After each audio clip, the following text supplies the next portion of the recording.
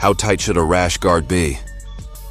The way a rash guard fits directly determines how well it performs. In Brazilian Jiu-Jitsu, no-gi grappling, MMA, wrestling, and high-intensity functional training, the tightness of a rash guard affects everything: muscle support, sweat management, mobility, grip defense, and skin protection.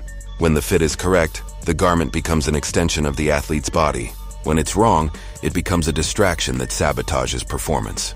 This guide explains the true performance standard for how tight a rash guard should be, based on biomechanics, movement patterns, and real-world training demands.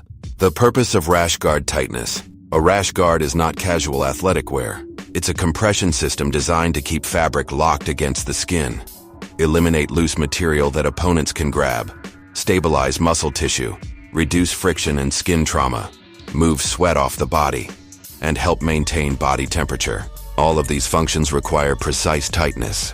Loose fabric defeats the purpose of a rash guard. Fabric that's too tight restricts movement and circulation. Optimal tightness exists in a narrow performance window, and that's where serious athletes train. What proper tightness feels like.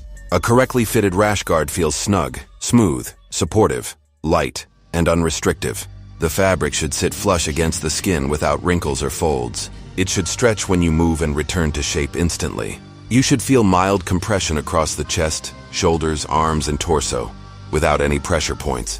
There should be no bunching, no pinching, no pulling, no rolling at the waist, and no tightness around the neck. It should feel like a second skin. The 3 compression zones. A rash guard is designed to function within 3 compression zones. The core zone: chest, ribs, abdomen, and lower back. It should feel firm and secure but never restrict breathing. The mobility zone: shoulders, armpits, and lats. This zone must allow full rotation, extension, and contraction without resistance. The stability zone: sleeves, wrists, and waistband. These areas should prevent sliding or shifting without cutting into the skin. When all 3 zones are balanced, the rash guard performs exactly as intended. How tight is too tight? A rash guard is too tight when breathing feels restricted, when the shoulders feel pulled forward, when sleeves dig into the arms, when the neckline presses into the throat, or when the fabric becomes see-through under tension. If you feel constant pressure instead of support, it's too tight. Excessive tightness limits oxygen intake, arm mobility, blood circulation, and skin health. Compression should be firm but elastic, never rigid. How loose is too loose? A rash guard is too loose when the fabric shifts during movement, bunches at the waist or armpits, wrinkles across the torso, or creates folds that opponents can grab.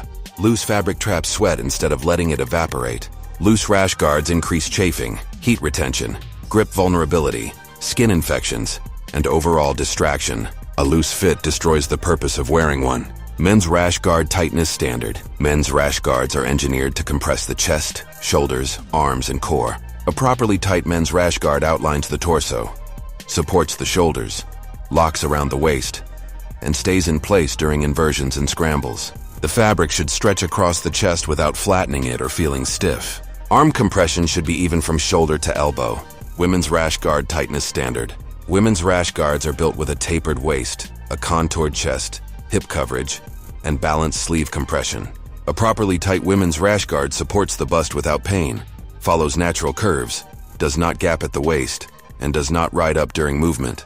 The fabric should move with the body and stay in place. Long sleeve versus short sleeve tightness. Long sleeves must fit snug through the biceps, elbows, forearms, and wrists. They should never cut off circulation, slide down, or wrinkle at the joints. Short sleeves must fit snug at the shoulders, upper arms, and chest. The sleeve opening should lie flat without squeezing or flaring.